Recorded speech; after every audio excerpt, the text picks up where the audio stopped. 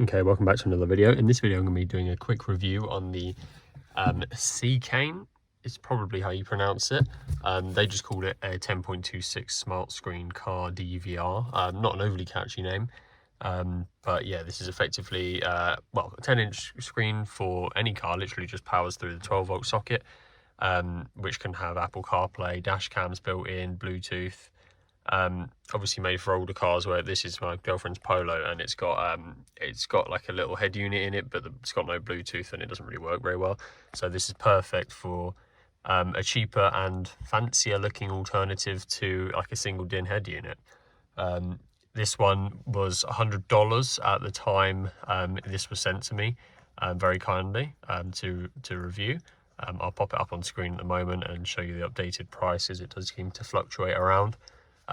But for that kind of £80 odd price range, that's obviously a very good deal. You won't be getting one of these, like a new one of these Bluetooth head units, for much less than 100, but probably, you know, with a full kit and a fascia and all of that, you're going to be looking at 115, 120 odd. So this is already cheaper and does definitely look better. It also comes in the box with a reversing camera, which I haven't wired up in this one. But is quite easy to wire up just through the ports in the back of the thing. I'll pop on screen now, but it's got an aux in the back. It's 12-volt out, USB, and a slot for the rear view camera. It includes this cable, so at the moment I've got it coming out of the aux port, and it comes down, and down here we've got a USB in case you wanted to use that, and then it goes down there just to kind of tidy the cable up a bit. Has the aux into the radio so that it can connect to the car speakers, and then is powered through the 12-volt in the car. So quite a clean setup. I could have done this better, but it was more as kind of like a testing thing. But yeah, I mean, she's not too unhappy about it, so yeah. But very good. It's got wireless CarPlay, so it's being powered by this this iPhone at the minute. Android Auto as well, I believe. It's very responsive, seems very you know, it doesn't feel like it's as cheap as it is, which is obviously always a good thing. You've got this home screen button down here will take you to the device itself rather than CarPlay, and then over here you've got the recorder, which is the dash cam on the back, which you can angle around just by literally tilting the device. It's on a nice tilt. So that's quite cool. It says it's 4K, as you can see up here, and it does advertise that on the website. I haven't tested it, but I've seen 4K footage, and I would say this is more likely 720 or 1080. Yeah, I'm not going to make any serious claims without fully testing it. But either way, it's very much good enough for dashcam purposes. Obviously, if you've got that reversing camera as well, it's just extra safety while you're in the car.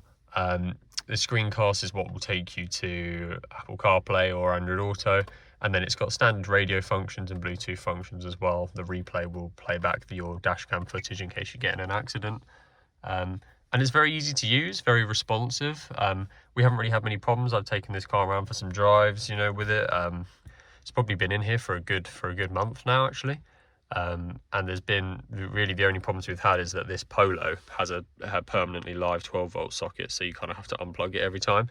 But that's obviously not the product's problem. That's an issue that could be resolved in the car. But otherwise, trying not to show too much of the sat nav, as obviously it's going to show a live location. But you've got the standard Apple CarPlay window. And it's very responsive, it's very quick. We haven't had any crashes. It connects to the car speakers very well every time, and it definitely does look more premium than a single DIN radio. So like when you get in, you're kind of looking like this. It's happened to go in quite a nice place at the moment. This car's got like a little drop down here, so if you know this is your kind of view while you're driving, it's quite nice, and it makes it look a bit more upmarket than a 2005 Polo otherwise would look. Yeah, very responsive. I haven't really had any complaints about it, to be honest. And yeah, for that money, it's, you know, I wouldn't suggest it for a car that already has an inbuilt display, or you know, anything that probably already has Bluetooth.